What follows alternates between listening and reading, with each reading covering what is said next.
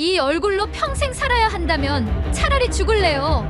29세의 딸이 교통사고로 얼굴이 심하게 손상된 뒤 유서 한 장을 남기고 모든 삶의 끈을 놓으려 했습니다. 그 편지를 읽은 순간 조지아대 경제학과 교수였던 아버지는 무릎을 꿇고 바닥에 주저앉고 말았습니다. 그리고 단호히 결심하죠. 내 딸, 내가 반드시 살린다. 그날 밤 아버지는 전 세계의 병원을 백방으로 뒤졌고 마침내 하나의 결론에 도달합니다. 전 세계 의료진이 포기한 얼굴 복원. 그 마지막 희망이 미국도 유럽도 아닌 바로 대한민국이라는 사실이었습니다. 한국에 도착한 후 수많은 복원 사례를 직접 눈으로 확인한 아버지는 속으로 중얼거립니다. 한국은 진짜구나. 그리고 마침내 수술대에 오른 딸. 몇 시간 뒤 수술실 문 앞에서 딸의 이름을 오열하며 부르는 아버지의 울음소리. 과연 대한민국은 이 딸에게 얼굴과 상, 그리고 웃음을 되찾아줄 수 있을까요? 그리고 부녀의 무너진 마음까지 다시 일으켜 세울 수 있을까요? 이야기 지금 시작합니다. 그 전에 구독과 좋아요 버튼을 눌러 우리나라의 의료를 전 세계에 알려주세요. 또한 이 아버지가 딸을 사랑하는 마음이 느껴지신다면 부성에 딸이 아빠에게 감사해야 한다고 생각한다면 고마워 아빠라고 댓글로 남겨주세요. 그럼 사연 바로 시작합니다. 저는 로버트 밀러. 올해 62세입니다. 조지아 대학교에서 경제학을 가르치고 있습니다. 제 인생에서 가장 끔찍했던 순간을 말씀드리려 합니다. 그날 아침, 딸 앨리슨의 침실 문을 열었을 때의 일입니다.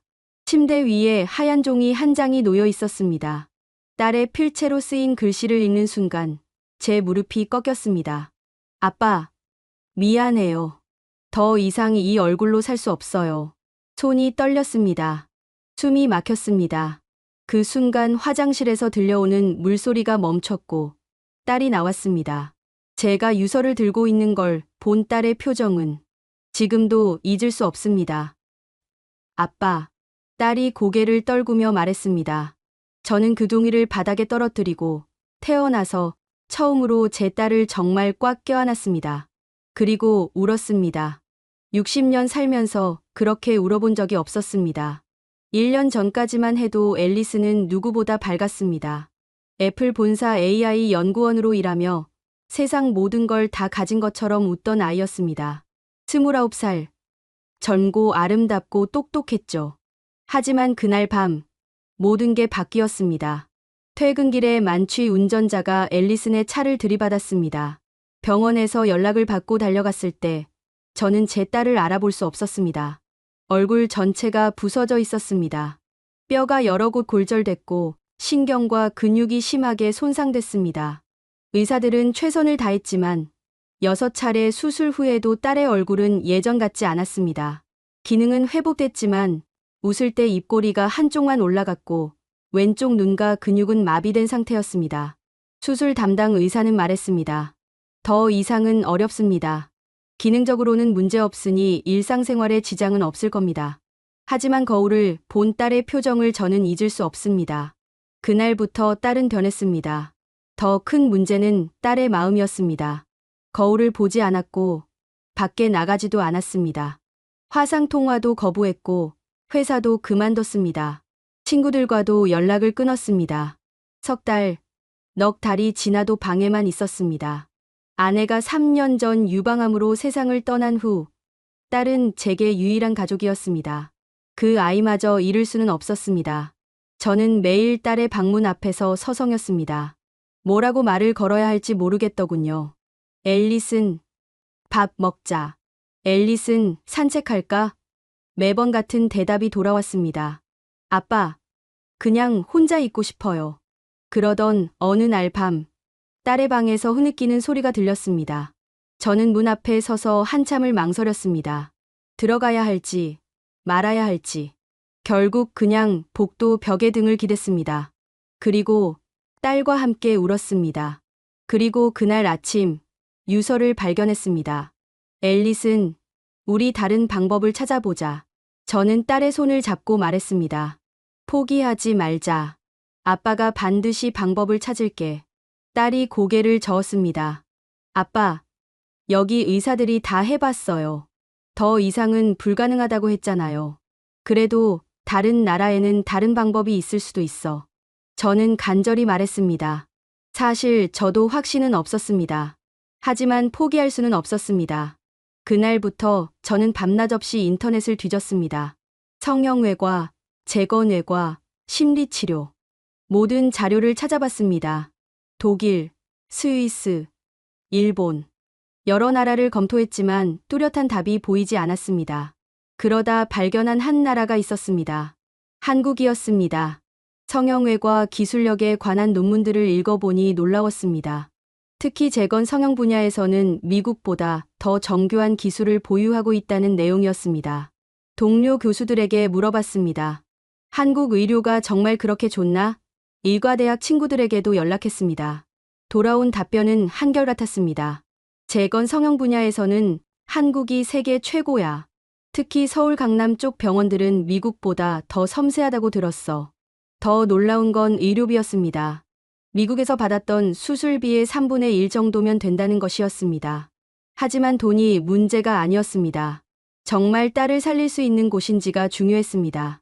저는 딸에게 말했습니다. 한국에 가보자. 마지막이라고 생각하고. 딸은 고개를 저었습니다. 아빠, 소용없어요. 여기서도 안 됐는데 외국에서 뭘 할 수 있겠어요? 그래도 가보자. 제발. 제가 애원했습니다. 60년 살면서 누구에게 그렇게 간절히 부탁해 본 적이 없었습니다. 한 번만, 딱 한 번만 더 시도해 보자. 딸이 한참 침묵하더니 조용히 고개를 끄덕였습니다. 알았어요, 아빠. 정말 마지막이에요. 그때 저는 알았습니다. 이게 정말 마지막 기회라는 걸. 실패하면 제 딸을 영영 잃을 수도 있다는 걸. 하지만 그냥 포기할 수는 없었습니다. 비행기표를 예약하면서 손이 또 떨렸습니다. 한국이라는 나라에 대해 아는 게 거의 없었습니다. 하지만 그때 저는 이상하게 확신했습니다. 이번에는 다를 거야. 2024년 1월, 저희는 한국행 비행기에 올랐습니다. 14시간 비행이었는데 딸은 내내 창가에 얼굴을 묻고 있었습니다. 저는 옆에서 손만 꼭 잡고 있었죠. 인천공항에 도착한 순간 저는 깜짝 놀랐습니다. 공항이 이렇게 정돈되고 체계적일 수 있다는 게 신기했습니다. 안내판은 명확했고 직원들은 친절했습니다. 특히 입국 심사 직원이 저희 여권을 보더니 의료 관광이세요? 라고 물었을 때 저는 한국어를 못하는데도 그 따뜻함이 전해졌습니다. 네. 딸 수술 때문에 왔습니다. 제가 영어로 답하자 그 직원은 미소를 지으며 좋은 결과 있으시길 바랍니다 라고 말했습니다. 그 순간 딸이 처음으로 고개를 들었습니다. 공항 곳곳에서 저희 같은 외국인들을 봤습니다. 얼굴에 붕대를 감은 채 휠체어에 앉아있는 서구 여성, 목에 보호대를 한 중동 남성, 코에 테이프를 붙인 동남아 젊은이들. 모두들 한국에서 치료받고 돌아가는 사람들 같았습니다. 아빠, 정말 맞네요. 딸이 작은 목소리로 말했습니다. 이 말을 한 게 몇 달 만인지 모르겠습니다. 저는 가슴이 뭉클했습니다. 출국장으로 가는 길에 더 놀라운 광경을 봤습니다. 한 서구 여성이 동반자에게 말하고 있었습니다. 정말 믿을 수 없어. 이런 결과가 나올 줄 몰랐어. 그녀의 얼굴을 보니 수술 흔적이 있었지만 표정이 너무나 밝았습니다. 공항 버스를 타고 서울로 향하는 길에서 저는 창밖을 내다봤습니다.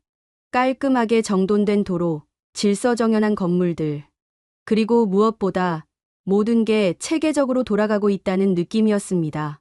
딸도 창밖을 보고 있었습니다. 아빠, 여기 정말 깨끗하네요. 몇 달 만에 처음으로 외부에 관심을 보이는 딸을 보며 저는 벌써 뭔가 다르다는 걸 느꼈습니다. 서울 시내에 도착했을 때는 이미 저녁이었습니다. 호텔에 체크인하고 나서 딸에게 물었습니다. 배고프지 않아? 딸이 고개를 끄덕였습니다. 조금요. 호텔 직원이 근처 한식당을 추천해줬습니다. 가서 보니 생각보다 현대적이고 깔끔한 인테리어였습니다. 메뉴판을 보니 영어 번역도 잘 되어 있었고 직원도 간단한 영어로 설명해줬습니다. 김치찌개는 어떠세요? 몸에 좋습니다. 직원이 추천했습니다. 저희는 김치찌개와 불고기를 주문했습니다. 음식이 나왔을 때 딸이 놀란 표정을 지었습니다. 아빠, 이거 정말 맛있어요. 딸이 김치찌개를 한 숟가락 떠먹고 말했습니다. 몇 달 동안 거의 먹지 않던 아이가 그렇게 말하니 저도 눈물이 날 것 같았습니다. 그날 밤 호텔에서 딸이 말했습니다. 아빠, 여기 사람들 왜 이렇게 친절해요? 글쎄, 원래 그런 나라인가 봐. 제가 답했습니다. 사실 저도 놀라고 있었습니다. 다음 날 아침, 병원에 가기 전에 호텔 조식을 먹었습니다. 여러 나라 음식이 있었는데 한식 코너도 있었습니다. 딸이 미역국을 떠서 마시더니 이것도 맛있네요 라고 했습니다. 조식당에서 다른 외국인 가족을 만났습니다. 호주에서 온 부부였는데 남편이 화상 치료를 받으러 왔다고 했습니다. 이미 두 번째 방문이에요. 한국 의료진들이 정말 훌륭해요. 부인이 말했습니다. 첫 번째 수술 후에 남편이 완전히 달라졌어요. 자신감도 생기고 웃음도 많아졌죠. 그 부인의 말을 들으며 저는 희망을 갖기 시작했습니다. 병원으로 가는 택시 안에서 기사 아저씨가 영어로 말을 걸었습니다. 수술 받으러 오셨어요? 네. 딸 얼굴 수술 때문에요. 제가 답하자 기사 아저씨가 말했습니다. 우리나라 의사들 정말 실력 좋아요. 걱정하지 마세요. 그 말을 듣고 딸이 처음으로 웃었습니다. 어색했지만 분명한 미소였습니다. 몇 달 만에 처음 보는 딸의 웃음에 저는 가슴이 벅찼습니다. 강남에 도착했을 때 저는 또 한 번 놀랐습니다. 거리 곳곳에 성형외과, 피부과 간판들이 보였는데 모두 현대적이고 전문적으로 보였습니다. 마치 의료 특화 지역 같았습니다. 아빠, 여기가 진짜 의료 중심지구나 봐요. 딸이 말했습니다.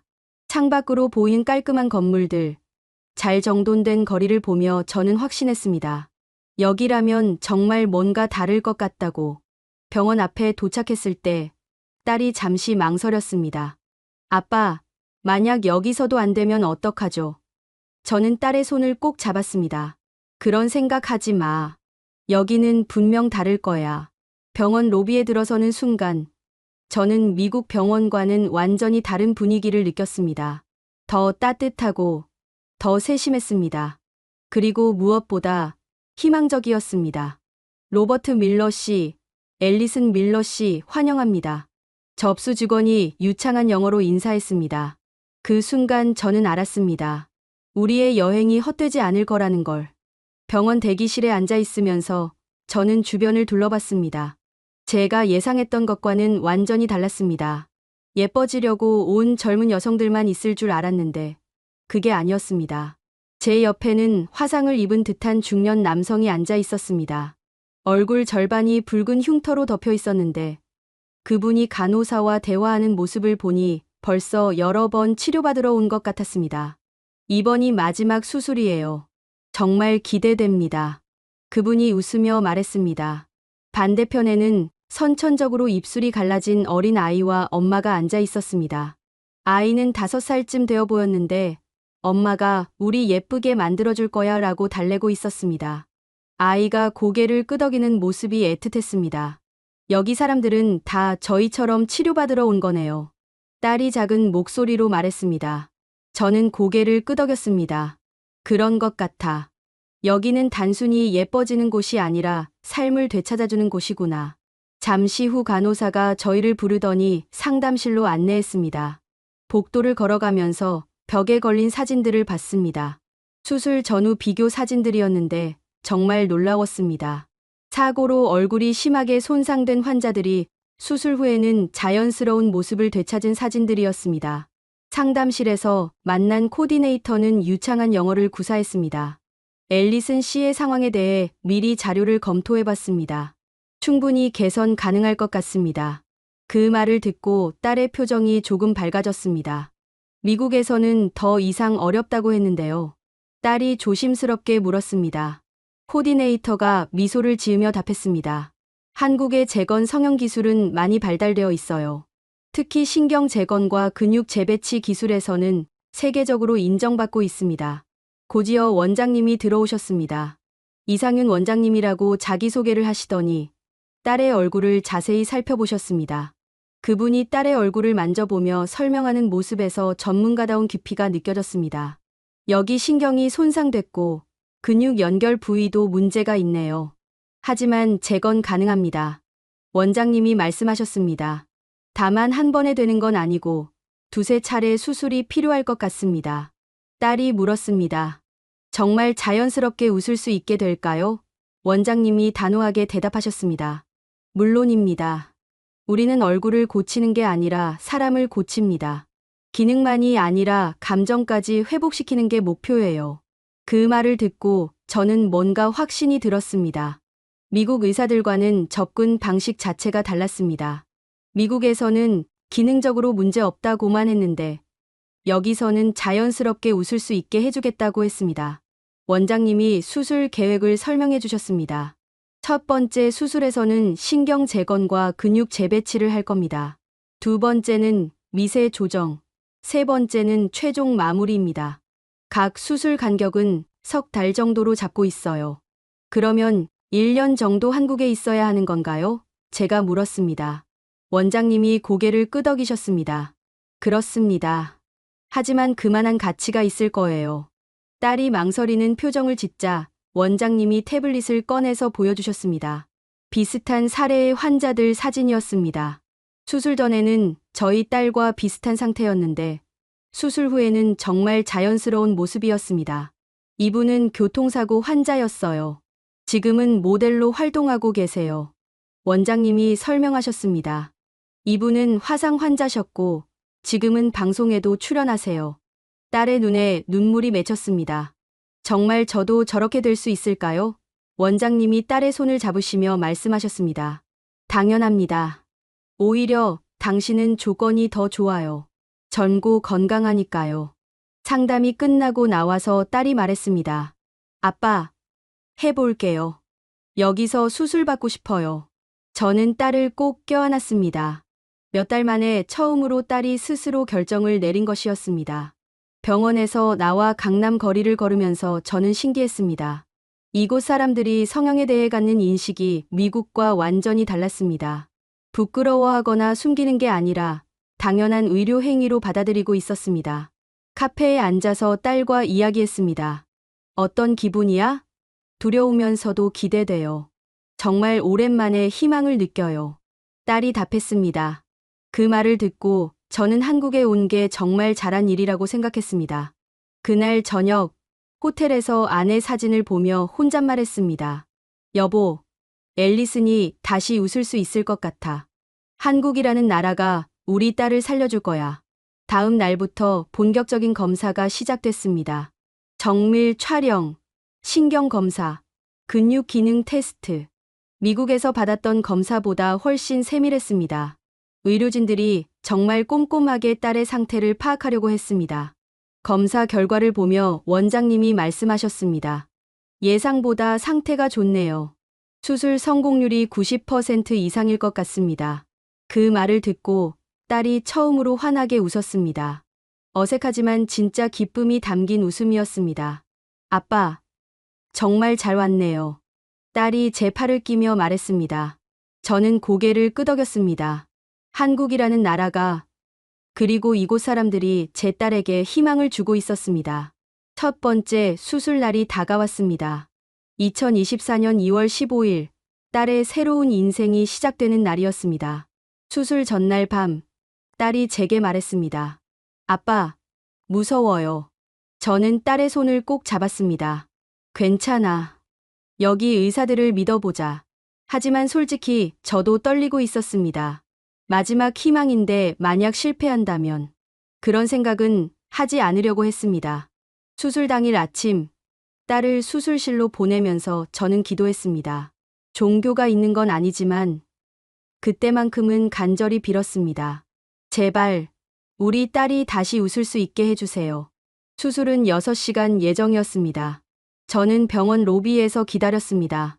시간이 정말 안 갔습니다. 1시간이 하루 같았습니다. 핸드폰을 계속 들여다봤지만 시간은 느리게만 흘렀습니다. 수술 시작 3시간 후 간호사가 나왔습니다. 수술은 순조롭게 진행되고 있습니다. 그 말에 조금 안심이 됐습니다. 하지만 아직 절반도 안 끝난 상황이었습니다. 5시간째 되던 때 갑자기 수술실이 소란스러워졌습니다. 의료진들이 급하게 뛰어다니는 소리가 들렸습니다. 저는 가슴이 철렁했습니다. 뭔가 잘못됐구나. 잠시 후 원장님이 나오셨습니다. 표정이 심각했습니다. 밀러 씨, 잠시 이야기 좀 하죠. 그 순간 저는 다리에 힘이 빠졌습니다. 최악의 상황을 각오했습니다. 앨리슨 씨가 마취제에 쇼크 반응을 보이고 있습니다. 원장님이 말씀하셨습니다. 지금 응급처치 중이고 강남 세브란스병원으로 이송해야 할 것 같습니다. 쇼크 반응이요? 그게 뭔가요? 저는 떨리는 목소리로 물었습니다. 드물게 나타나는 반응인데 혈압이 급격히 떨어지고 의식을 잃는 상황입니다. 지금 상태가 안정적이지 않아서 큰 병원으로 옮겨야 합니다. 그 순간 제 머릿속이 하얘졌습니다. 딸을 살리려고 한국까지 왔는데 오히려 더 위험해진 건 아닌가 하는 생각이 들었습니다. 제가 뭔가 잘못 결정한 건 아닐까요? 아닙니다. 이런 반응은 예측하기 어려운 겁니다. 지금 최선을 다하고 있으니 너무 걱정하지 마세요. 원장님이 저를 달래셨지만 저는 자책감에 빠졌습니다. 앰뷸런스가 도착했고 딸이 실려 나왔습니다. 얼굴에 산소 마스크를 쓰고 의식이 없는 딸을 보니 눈앞이 캄캄했습니다. 앨리스나. 저는 딸의 손을 잡고 따라갔습니다. 강남 세브란스병원에 도착해서 딸은 중환자실로 들어갔습니다. 저는 밖에서 기다릴 수밖에 없었습니다. 의사가 나와서 상황을 설명해줬습니다. 지금 안정화 치료 중입니다. 24시간 지켜봐야 합니다. 그날 밤은 제 인생에서 가장 길었던 밤이었습니다. 중환자실 앞 의자에 앉아서 밤새 기다렸습니다. 잠도 오지 않았고 밥도 넘어가지 않았습니다. 계속 딸 생각만 했습니다. 내가 괜히 한국에 데려온 건 아닐까? 미국에 있었으면 이런 일은 없었을 텐데. 온갖 후회와 자책이 몰려왔습니다. 복도를 계속 왔다 갔다 했습니다. 새벽 5시쯤 간호사가 나왔습니다. 아직 의식은 못 찾았지만 생체 징후는 안정됐습니다. 그 말에 조금 안심했지만 여전히 불안했습니다. 딸이 깨어나지 않으면 어떡하나 하는 생각뿐이었습니다. 다음 날 오후 또 하루가 지났는데도 딸은 깨어나지 않았습니다. 의사가 말했습니다. 보통은 하루 안에 깨어나는데 조금 더 지켜봐야겠습니다. 저는 절망적이었습니다. 그날 밤도 중환자실 앞에서 보냈습니다. 의자에서 조금 졸다가 깨고 또 졸다가 깨고 간호사들이 저를 보더니 담요를 가져다 줬습니다. 많이 힘드시죠? 조금이라도 주무세요. 그런데 새벽 4시쯤 간호사가 급하게 나왔습니다. 환자가 깨어났어요. 그 말을 듣고 저는 벌떡 일어났습니다. 정말요? 지금 만날 수 있나요? 중환자실에 들어가니 딸이 눈을 뜨고 있었습니다. 아직 약해 보였지만 분명히 의식이 있었습니다. 아빠, 딸이 작은 목소리로 불렀습니다. 저는 딸의 손을 잡고 울었습니다. 앨리스나, 괜찮아? 네, 괜찮아요. 목이 좀 아픈데 괜찮아요. 딸이 웃으려고 했습니다. 수술 부위 때문에 제대로 웃을 수는 없었지만 눈으로 웃고 있었습니다. 담당 의사가 와서 검사를 했습니다. 다행히 뇌나 다른 장기에는 문제가 없습니다. 완전히 회복될 것 같습니다. 그 말을 듣고 저는 비로소 안심했습니다. 그날 병실에서 간호사 한 분이 저희와 함께 울었습니다. 김지은 간호사였는데 이틀 동안 딸을 정말 정성껏 돌봐주셨습니다. 정말 다행이에요. 얼마나 걱정했는지 몰라요. 그분도 눈물을 닦으며 말했습니다. 한국에서 이런 따뜻함을 받을 줄 몰랐어요. 제가 말하자 김 간호사가 웃었습니다. 당연한 거예요. 환자가 우리 가족이나 마찬가지니까요. 그 말을 듣고 저는 감동했습니다. 이곳 의료진들이 딸을 정말 가족처럼 생각하고 있다는 걸 느꼈습니다. 단순히 일이 아니라 진심으로 돌봐주고 있었습니다. 며칠 후 딸이 일반 병실로 옮겨졌습니다. 원장님이 와서 말씀하셨습니다. 수술 자체는 성공적이었어요. 회복되면 2번째 수술을 진행하죠. 딸이 물었습니다. 이런 일이 또 일어날 수도 있나요? 원장님이 고개를 저었습니다. 이번 같은 반응은 정말 드문 경우예요. 다음부터는 마취제를 바꿔서 안전하게 진행할 겁니다. 그날 밤 딸이 말했습니다. 아빠, 정말 무서웠어요. 하지만 깨어났을 때 아빠가 있어서 다행이었어요. 저는 딸의 손을 꼭 잡았습니다. 앞으로는 더 조심할 거야. 아빠가 항상 곁에 있을게. 이틀간의 위기를 겪고 나니 더욱 소중한 걸 깨달았습니다. 한국 의료진들의 실력도 뛰어났지만 무엇보다 진심으로 환자를 돌보는 마음이 느껴졌습니다. 그것이 진짜 기적이었습니다. 딸이 회복되고 일주일이 지났을 때 담당 간호사인 김지은 씨가 제안했습니다. 이제 외출해도 될 것 같아요. 병실에만 있으면 우울해질 수 있거든요. 외출이요? 아직 붓기도 있고 딸이 부담스러워할 것 같은데요. 제가 걱정하자 김 간호사가 웃으며 말했습니다. 괜찮아요. 마스크 쓰고 가벼운 산책 정도는 오히려 회복에 도움이 돼요. 딸에게 물어보니 처음에는 망설였습니다. 아직 얼굴이 이상해 보이는데 사람들이 쳐다보면 어떡해요? 괜찮아. 마스크 쓰고 가면 돼. 그리고 여긴 미국과 달라서 그런 거에 별로 신경 안 써. 김 간호사가 수원을 추천했습니다. 서울보다는 조용하고 구경할 것도 많아요. 화성행궁이랑 스타필드 쇼핑몰 가보세요. 정말 좋을 거예요. 그렇게 저희는 수원으로 향했습니다. 지하철을 타고 가는 길에 딸이 창밖을 내다보며 말했습니다. 지하철이 정말 깨끗하네요. 뉴욕 지하철하고는 비교도 안 돼요. 수원역에 도착해서 택시를 탔는데 기사 아저씨가 친절하게 설명해 주셨습니다. 화성행궁 먼저 가실래요? 거기서 한국 전통문화도 보시고 그 다음에 스타필드 가시면 좋을 것 같은데요. 화성행궁에 도착했을 때 딸이 감탄했습니다. 와, 정말 아름다워요. 전통 건물들이 잘 보존되어 있었고 현대적으로 복원된 모습이 인상적이었습니다. 무엇보다 관광객들이 많지 않아서 여유롭게 구경할 수 있었습니다. 아빠, 저기 한복 체험하는 곳이에요. 딸이 한복 대여점을 가리키며 말했습니다. 해볼래? 마스크 쓰고도 할 수 있을까요? 점원에게 물어보니 물론이죠. 요즘엔 마스크 쓰고 한복 입는 분들 많아요 라고 했습니다. 딸이 한복을 입고 나왔을 때 저는 깜짝 놀랐습니다. 정말 예뻤습니다. 마스크를 쓰고 있어도 눈만으로 웃고 있는 게 보였습니다. 아빠, 사진 찍어주세요. 행궁 곳곳을 돌아다니면서 딸이 점점 밝아지는 게 느껴졌습니다. 여기 정말 평화로워요. 마음이 차분해져요. 딸이 정자에 앉아 말했습니다. 오랜만에 딸이 편안해하는 모습을 보니 저도 기뻤습니다. 전통공예 체험관에서 딸이 도자기 만들기를 해봤습니다. 처음에는 서툴렀지만 점점 집중하더니 작은 찻잔을 만들었습니다. 아빠, 제가 만든 거예요. 나중에 완성되면 가져갈 수 있대요. 점심시간이 되어서 행궁 근처 한식당에 갔습니다. 수원갈비로 유명한 집이라고 했는데 고기가 정말 부드럽고 맛있었습니다. 딸이 마스크를 살짝 내리고 한 입 먹더니 정말 맛있어요 라고 했습니다. 한국 음식이 이렇게 다양한 줄 몰랐어요. 딸이 반찬들을 하나씩 맛보며 말했습니다. 김치도 처음엔 맵다고 생각했는데 지금은 안 매워요. 오히려 중독성이 있어요. 식당 사장님이 저희가 외국인인 걸 알고 친절하게 설명해 주셨습니다. 이 반찬은 이렇게 드시면 되고 저건 고기랑 같이 드세요. 딸이 한국말로 감사합니다라고 하니까 사장님이 정말 좋아하셨습니다. 오후에는 스타필드 수원에 갔습니다.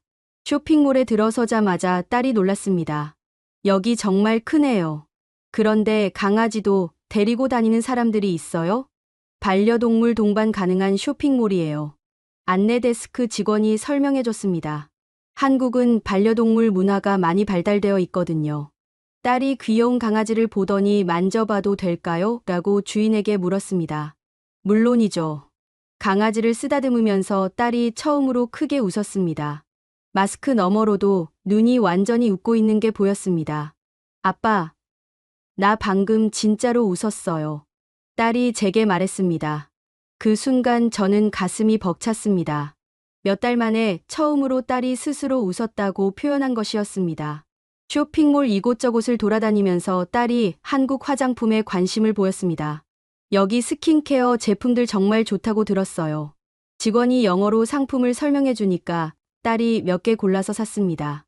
카페에 앉아서 커피를 마시는데 딸이 말했습니다. 아빠, 여기 사람들은 정말 자연스러워요. 제가 마스크를 쓰고 있어도 이상하게 보지 않아요. 한국은 마스크 문화가 일찍 정착된 나라야. 그래서 별로 신경 쓰지 않는 거지. 제가 설명했습니다. 그리고 여기 사람들은 남의 시선을 그렇게 의식하지 않는 것 같아. 그때 옆 테이블에 앉은 한국 여성분이 저희에게 말을 걸었습니다. 혹시 관광으로 오셨어요? 네, 딸 치료차 왔는데 잠깐 나왔어요. 제가 답하자 그분이 미소를 지었습니다. 수원에 오신 거 정말 잘하셨어요. 여기가 서울보다 여유롭고 좋거든요. 치료 잘 받으시고 좋은 결과 있으시길 바라요. 그분의 따뜻한 말에 딸이 고개를 숙여 인사했습니다. 저녁 때 호텔로 돌아오는 길에 딸이 말했습니다. 아빠, 오늘 정말 좋았어요. 오랜만에 평범한 하루를 보낸 것 같아요. 평범한 하루? 예. 수술이나 치료 생각 안 하고 그냥 구경하고 맛있는 거 먹고 예전처럼 살 수 있을 것 같은 느낌이었어요. 그날 밤 딸이 거울을 보면서 말했습니다. 붓기가 많이 빠졌네요. 그리고 마스크 벗고도 나갈 수 있을 것 같아요. 제가 물었습니다. 정말? 예. 오늘 하루 종일 사람들이 저를 평범하게 대해줘서 자신감이 생겼어요. 다음 날 병원에 가서 김지은 간호사에게 이야기했습니다. 어제 수원 다녀왔는데 딸이 정말 좋아했어요. 그럴 줄 알았어요. 환자분들 보면 외출 한번 다녀오시면 표정이 완전히 달라져요. 한국이 참 신기한 나라네요. 제가 말하자 김 간호사가 웃었습니다. 신기하다기보다는 사람들이 서로 배려하는 문화가 있어요. 특히 아픈 사람들에게는 더 따뜻하게 대해주죠.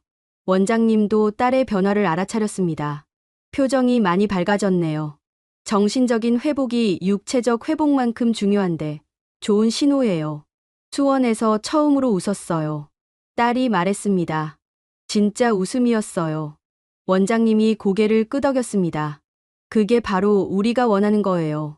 단순히 얼굴을 고치는 게 아니라 마음까지 치료하는 거죠. 그날 이후로 딸은 자주 외출을 하기 시작했습니다. 처음에는 마스크를 꼭 쓰고 다녔지만 점점 자신감을 되찾아갔습니다. 수원에서의 하루가 딸에게는 정말 특별한 경험이었던 것 같습니다. 딸의 두 번째 수술이 성공적으로 끝난 후 원장님이 제안했습니다. 신체적 치료는 잘 되고 있는데 정신적인 부분도 함께 관리하면 좋겠어요. 서울대병원 정신건강의학과로 연계해 드릴까요? 저는 조금 망설였습니다. 미국에서 딸이 정신과 치료를 받았을 때가 떠올랐기 때문입니다. 그때는 별로 도움이 되지 않았거든요. 의사가 10분 정도 상담하고는 약만 처방해줬습니다. 한국의 정신과 치료는 어떤가요? 제가 물었습니다. 미국과는 접근 방식이 다를 거예요. 여기는 약물 치료보다는 상담과 심리 치료에 더 중점을 둡니다. 원장님이 설명해 주셨습니다. 딸에게 물어보니 처음에는 거부감을 보였습니다. 아빠, 저 정신병자 아니에요. 왜 정신과를 가야 해요? 정신병 치료가 아니라 마음의 상처를 치료하는 거야. 얼굴 상처가 나으려면 마음도 함께 나아야 해. 서울대병원은 정말 컸습니다. 건물 자체가 하나의 도시 같았습니다. 정신건강의학과에 도착해서 접수를 하는데 직원이 친절하게 안내해줬습니다.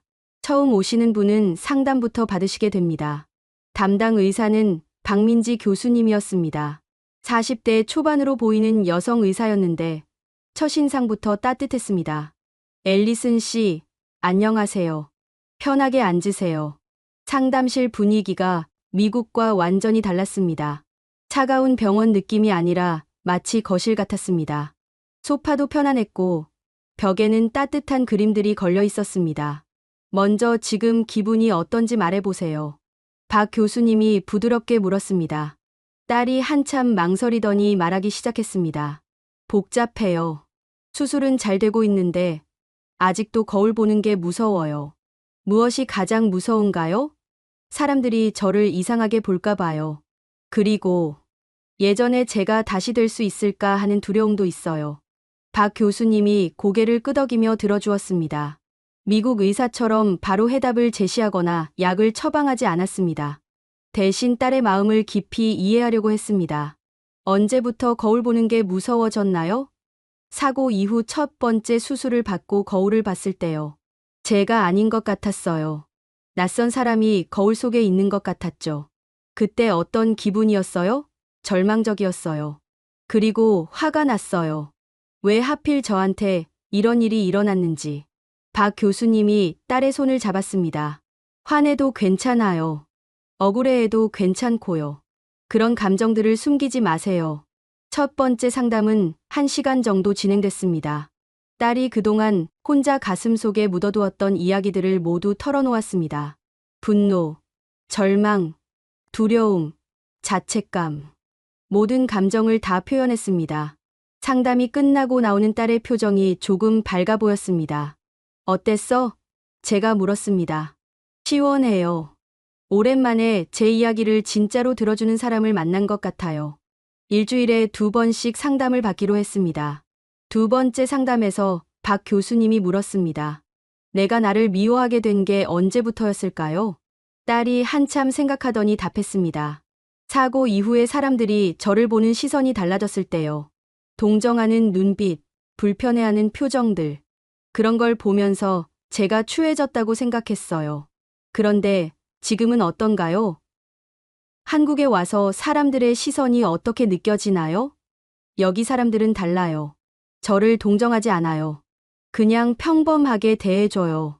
세 번째 상담에서는 미래에 대한 이야기를 했습니다. 완전히 회복된다면 뭘 하고 싶어요? 다시 일하고 싶어요. AI 연구를 계속하고 싶어요. 그리고 사랑도 하고 싶어요. 사랑이요? 네.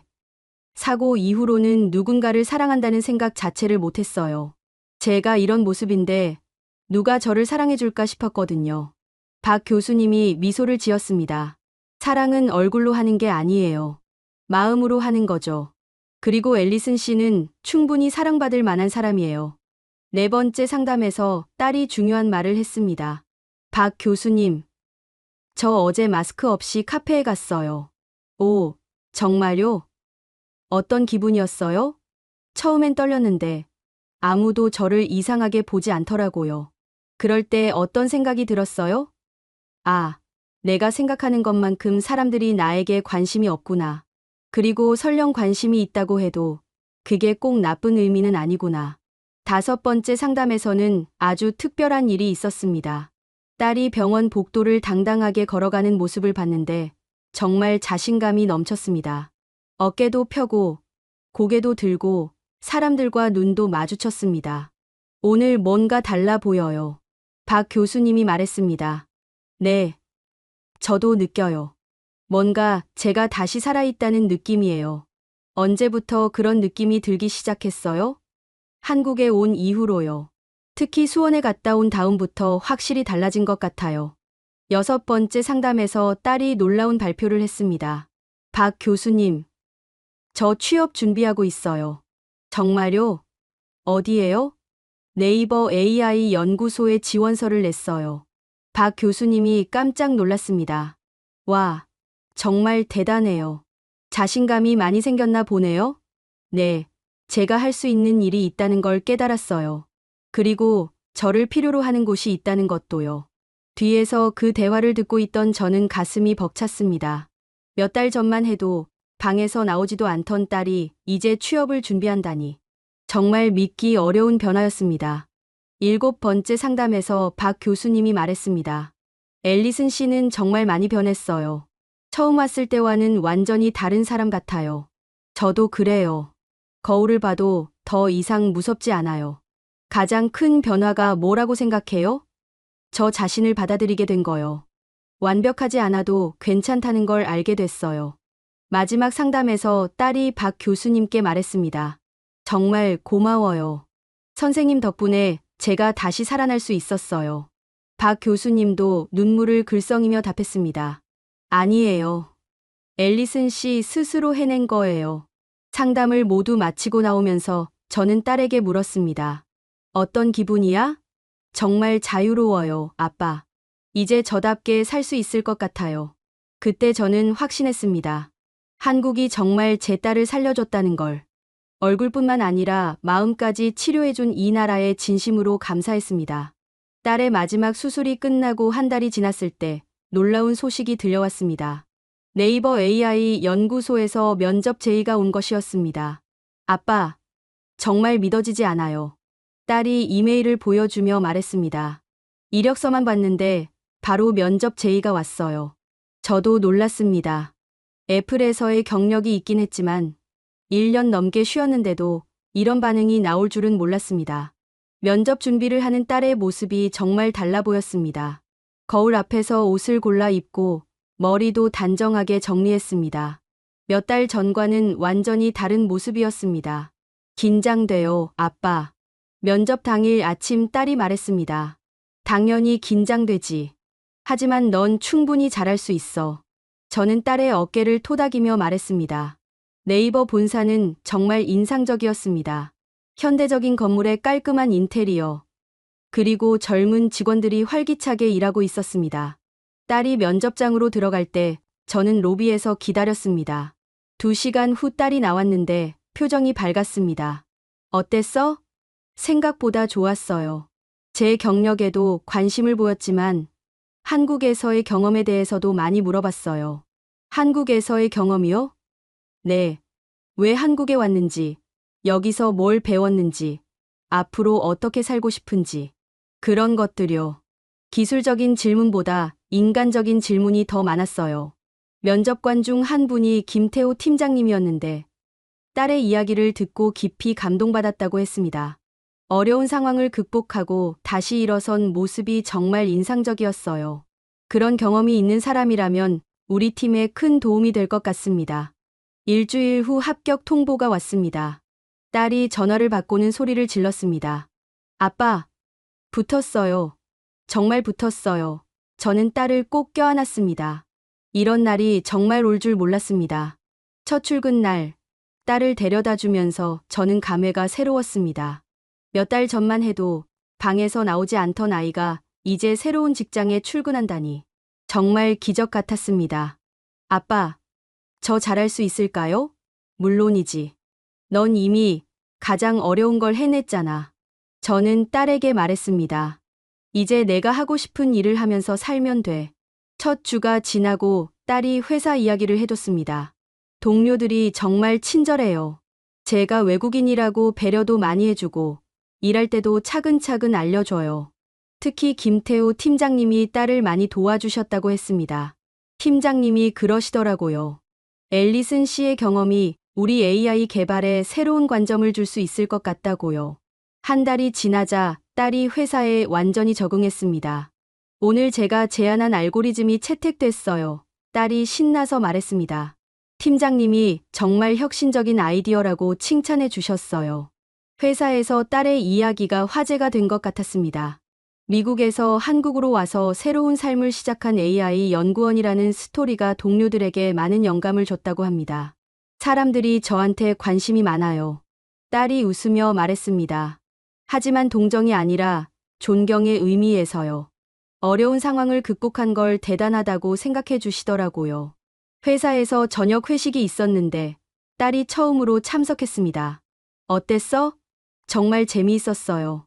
한국 회식 문화가 신기했어요. 다들 진짜 가족 같은 분위기예요. 김태호 팀장님이 딸에게 말했다고 합니다. 앨리슨 씨 덕분에 우리 팀 분위기가 더 좋아졌어요. 긍정적인 에너지를 많이 주시네요. 딸이 한국어 공부도 시작했습니다. 동료들과 더 깊이 대화하고 싶어요. 그리고 한국 문화도 더 알고 싶고요. 회사에서 한국어 강의를 들을 수 있다고 해서 신청했다고 했습니다. 석 달 후, 딸이 중요한 프로젝트의 리더로 선정됐습니다. 팀장님이 제게 새로운 AI 모델 개발을 맡기셨어요. 정말 큰 책임감을 느껴요. 그 프로젝트는 의료 AI에 관한 것이었습니다. 제가 겪은 경험을 바탕으로 환자들에게 도움이 되는 AI를 만들고 싶어요. 딸의 말을 듣고 저는 정말 자랑스러웠습니다. 회사 동료들도 딸의 열정을 인정해줬습니다. 앨리스는 정말 특별해요. 한 동료가 저에게 말했습니다. 기술적으로도 뛰어나지만 환자의 마음을 이해하는 깊이가 달라요. 딸이 개발한 AI 모델이 처음으로 테스트에 성공했을 때 팀 전체가 축하해줬다고 합니다. 다들 정말 기뻐해 주셨어요. 마치 제 가족처럼요. 회사에서 인기도 많아졌습니다. 남자 동료 중에 저한테 관심 있는 분이 계신 것 같아요. 딸이 부끄러워하며 말했습니다. 하지만 아직은 일에 집중하고 싶어요. 한국 문화에도 점점 빠져들었습니다. 한국 드라마도 보고 K-팝도 들어요. 그리고 한국 역사 공부도 하고 있어요. 딸이 말했습니다. 이 나라를 더 깊이 이해하고 싶어요. 주말에는 한국 곳곳을 여행 다녔습니다. 경주, 부산, 제주도. 갈 때마다 새로운 감동을 받았다고 했습니다. 한국은 정말 아름다운 나라예요. 전통과 현대가 조화롭게 어우러져 있어요. 딸의 한국어 실력도 늘었습니다. 처음에는 간단한 인사말 정도였는데 이제는 업무 대화도 가능할 정도가 됐습니다. 한국어로 생각하기 시작했어요. 딸이 신기해하며 말했습니다. 회사에서도 딸의 성장을 인정해줬습니다. 팀장님이 앨리스는 우리 팀의 핵심 인재라고 말씀해 주셨고 승진 이야기도 나왔습니다. 아빠, 저 정말 행복해요. 어느 날 딸이 말했습니다. 한국에 온 게 제 인생 최고의 결정이었어요. 그 말을 듣고 저는 눈물이 날 뻔했습니다. 딸이 그렇게 당당하게 그리고 행복하게 살아가는 모습을 보니 정말 뿌듯했습니다. 한국이라는 나라가 제 딸에게 새로운 인생을 선물해 준 것 같았습니다.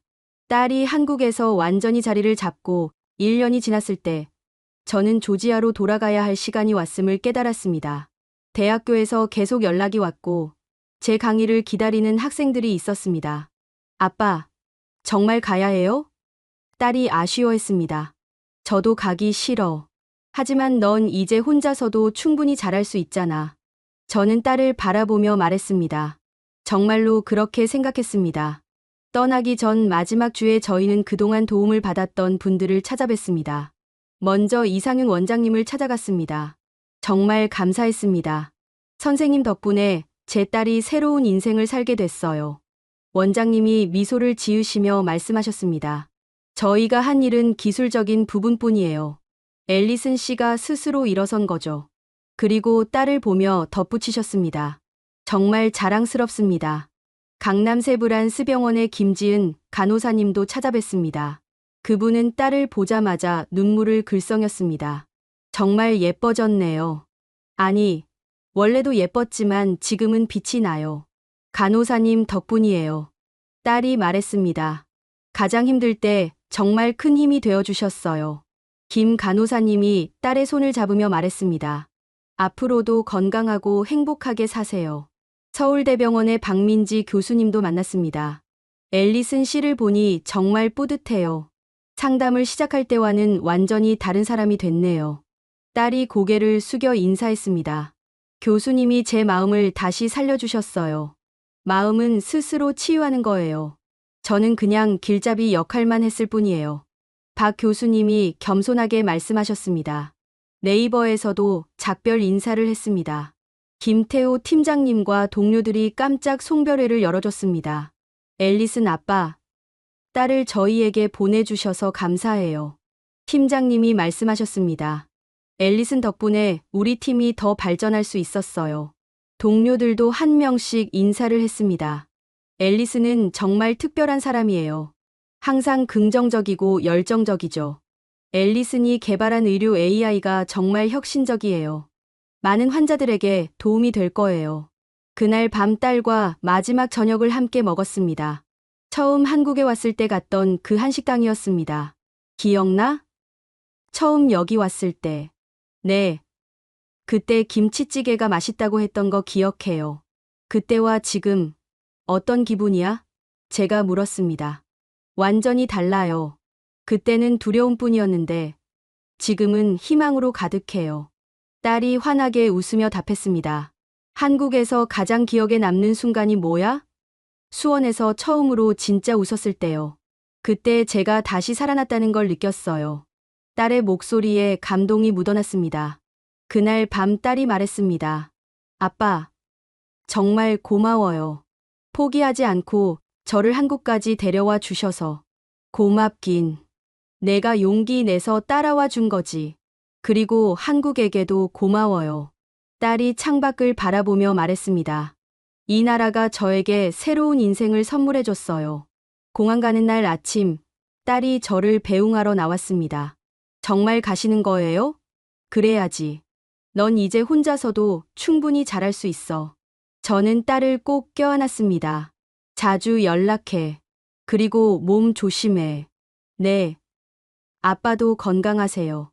그리고 한국 자랑 많이 해주세요. 딸이 웃으며 말했습니다. 인천공항에서 마지막으로 한국을 둘러봤습니다. 1년 반 전 처음 왔을 때와는 완전히 다른 마음이었습니다. 그때는 절망적이었는데 지금은 감사함으로 가득했습니다. 비행기 안에서 창밖으로 한국 땅이 멀어지는 걸 보며 생각했습니다. 정말 고마운 나라구나. 내 딸을 살려준 나라. 조지아에 돌아와서 첫 강의를 할 때 학생들이 물었습니다. 교수님, 한국은 어땠어요? 저는 미소를 지으며 답했습니다. 정말 놀라운 나라였어요. 기술도 발달했지만 무엇보다 사람들의 마음이 따뜻했습니다. 그날부터 저는 강의할 때마다 한국 이야기를 해줬습니다. 한국의 의료 시스템, 사람들의 친절함, 그리고 제 딸을 구해준 이야기까지. 학생들이 정말 관심 있게 들었습니다. 교수님 딸이 정말 용기 있으신 것 같아요. 한국이 그런 치료가 가능한 나라인 줄 몰랐어요. 저도 나중에 한국에 가보고 싶어요. 학생들의 반응이 뜨거웠습니다. 동료 교수들도 놀라워했습니다. 로버트, 한국에서 정말 좋은 경험을 했구나.